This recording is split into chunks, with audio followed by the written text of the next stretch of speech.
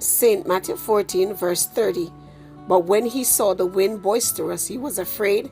Beginning to sink, he cried, saying, Lord, save me.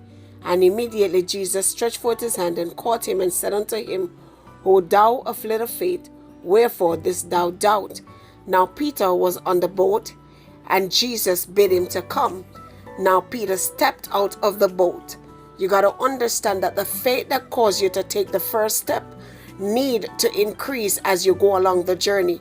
Because as you go along the journey, the obstacles are going to get greater. Now, when the obstacle gets greater, your faith has to match the obstacles that you are facing.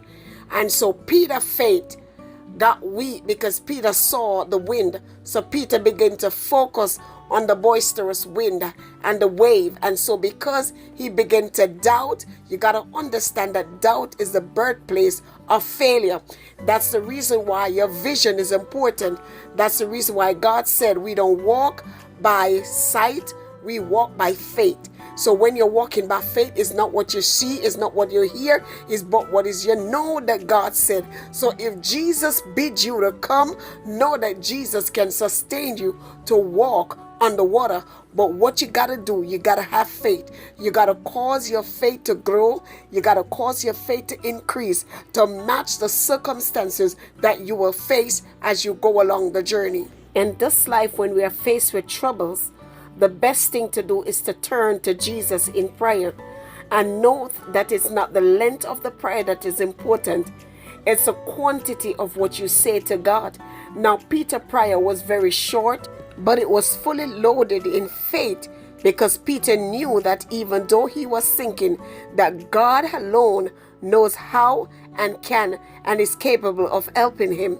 In this life, when you're faced with trouble, you need to cry out to God, because he alone has all the answers. And when you call upon him, as long as what you say to him is loaded with faith, he will hear you. The words were very simple. Lord, save me. It doesn't matter what you're going through today. Pray that little short prayer. Lord, save me. And he will hear and he will answer. And the result of Peter's prayer, God told him, stretch forth your hands.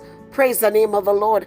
And when Peter stretched forth his hand, God was able to pick him up, and they both went back into the boat together, and the wind ceased. Now understand that when they get in the wind ceased. Why did the wind cease?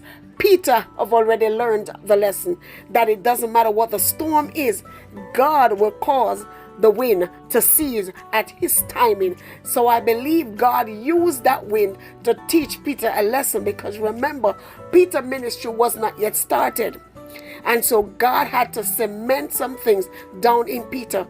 The same way God cemented some things in Peter is the same way God is using circumstances around you to cement some things into you. But when they arise, call upon the name of the Lord, and those who call upon the name of the Lord will be delivered, will be saved. God bless you. Thank you for listening. Please share, like, subscribe, and comment. Help the channel to grow. Have a wonderful day. God bless you.